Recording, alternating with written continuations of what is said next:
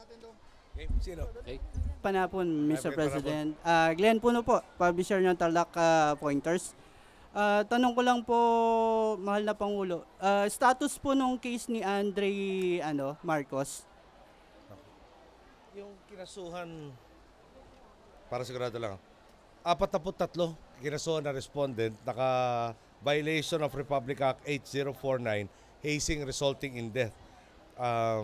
Na-charge sila City Prosecutor's Office, Dasmariñas City, Cavite. Hinintay ng DOJ yung consolidated complaint rin. No? Pero at least nakasakdal lang. Well, supposed to be naka-charge. 1 count violation of Section 4, Subsection 1, Republic Act 8049.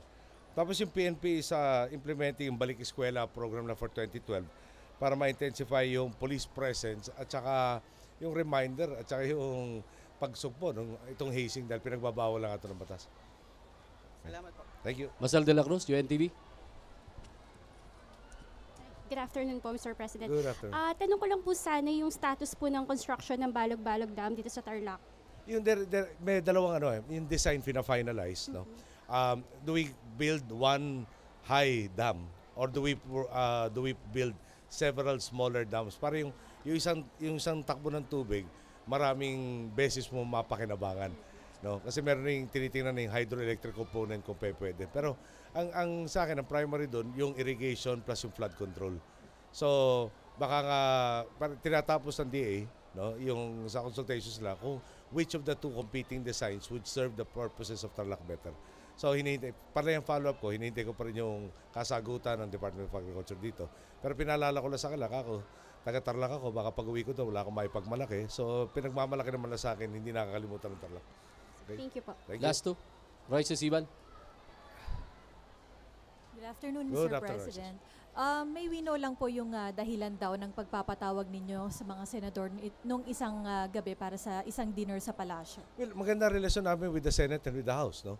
At ito yung mga sumuporta sa amin sa napakaraming mga panukala, sa maraming mga layunin na aming hinabol. Siguro dapat lamang na magpasalamat kami. At yung ang dahilan ng dinner na magkaroon naman kami ng pagpupulong na hindi trabaho. At magkaroon naman ng konting salo-salo para masabing thank you. At may konti na rin na para pagnanasa na magpatuloy yung magandang relasyon namin ng Senado at pati na rin yung House. Medyo natagalan yung Senado first time. First time namin nagkaroon ng ganung salo-salo in about 2 years and 4 months of governing. Sir, last na lang po. Ano daw po yung reaksyon ninyo o pananaw siguro, opinion, dun sa mga lumalabas naman na mga balita na panibagong kudeta raw laban kaya Senate President Juan Ponce Enrile? Siguro kulang ng balita kaya maraming chismis. Thank you, sir. Pero hindi tayo naniniwala doon. Ulit tanong. Good afternoon, Mr. President. Mr. President, mainit po na balita ngayon yung sin tax bill. May comment po ba kayo or reaction regarding sa mga bumabati ko sa patuloy ng paninigarilyo? Well, yung nga hinahabol nito syntax measure, no, na i-discourage mo yung behavior doon sa paninigarilyo, sa pag-inom. So ako naman, ulitin ko lang, wala akong tinatago, no, ako'y tumatakbo pa. Alam batid naman na naninigarilyo ako dito. Siguro alam naman yung pressures ng trabaho. Baka naman pag pinagsabay-sabay ko yung mga tatanggalin at wala, di ba, parang walang pang decompress kung tutuusin. Baka naman sa lumabas yung pag tumigil tayo ng paninigarilyo kung baka saan lumabas yung paglalabas ng pressure. Hindi naman yata angkop yun. So pinipilit ko na wag ako makamolestya ng kapwa ko. So siguro naman di pa pinagbabawal ng batas to, dinidiscourage, wala naman ako ina-encourage manigarilyo. Again, baka kulang lang ng maibabalitang iba, kaya marami na naman itong mga, di ba, parang pinapasok, parang masyadong busybody. Thank you po. Thank you. Thank you, Mr. President. Thank you, Maraming everybody. salamat sa media. Magandang hapon.